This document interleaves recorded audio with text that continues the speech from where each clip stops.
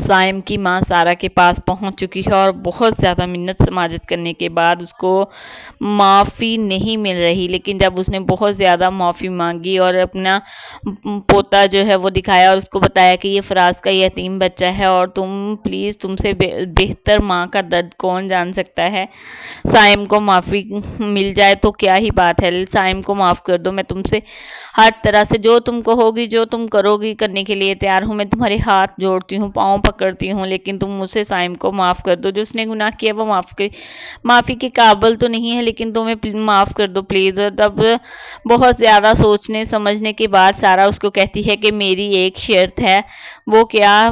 جب وہ پوچھتی ہے وہ کہتی ہے کہ میرے احمر کو واپس لا دو۔ اب وہ اس کی شرط تو مان جاتی ہے اور گھر جاتی ہے۔ جب سائم اس کو پوچھتا ہے کہ آپ کہاں گئی تھی، تب اس کو بتاتی ہے کہ وہاں گئی تھی اور اس نے ایک شرط رکھی ہے تمہیں معاف کرنے کے لیے، میں نے تو مان لی، اب تمہیں بھی ماننی پڑے گی۔ اب سائم جو ہے بے انتہا سوچتا ہے اور کہتا ہے کہ جو آپ چاہیں گی وہی ہوگا، اور وہ اس نوکر کے پاس جاتا ہے جو کہ اس گھر کا ملازم تھا اور ان سے سارا کچھ کرنے کو کہتا ہے۔ نوکر بھی بے حد شرمندہ ہوتا ہے کیونکہ جو کچھ اس نے کیا وہ سارا بی بی کے ساتھ بالکل بھی ٹھیک نہیں تھا۔ وہ کہتا ہے سارا بی بی تو اتنی اچھی تھی، اب تم یہاں کیوں آئے ہو؟ لیکن وہ اس کو کہتا ہے کہ ہمیں معافی مانگنی چاہیے یا ہمارے جو بھی گلٹ ہے اس کو دور کرنے کے لیے ہمیں سب کچھ بتانا پڑے گا۔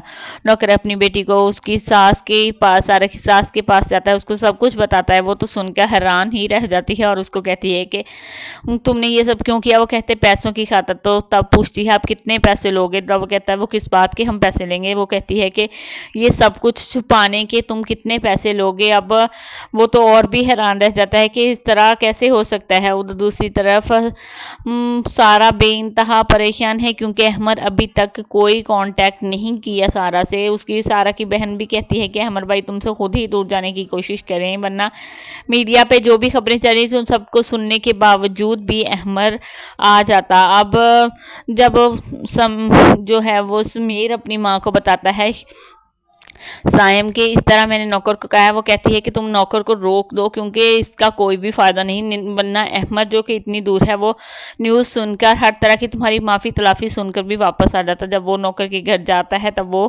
ہوتا ہی نہیں ہے وہاں۔ وہ بڑا پریشان ہوتا ہے کہ اس طرح کہاں غائب ہو سکتا ہے۔ اس کی ماں نے احمد سے سگنیچر منگوا لیے ہیں تاکہ وہ اس کی دوسری شادی کر سکے، اور اس کو بھی لڑکی کا بتا دیا ہے کہ تمہارے ساتھ ہی ٹریول کرے گی، تم پلیز اس طرح کرو۔ اب احمد جو ہے وہ تو آگے بڑھنے کی کوشش کر رہا ہے، وہ سارا سے بے انتہا محبت کرتا تھا، اس کی دنیا سب کچھ سارا ہی تھی، لیکن اب وہ اپنی ماں کو کہتا ہے کہ میں سگنیچر بھیج دیتا ہوں۔ اب دیکھتے ہیں نیکسٹ ایپیسوڈ میں کیا احمد مل پائے گا کیا کہ نہیں۔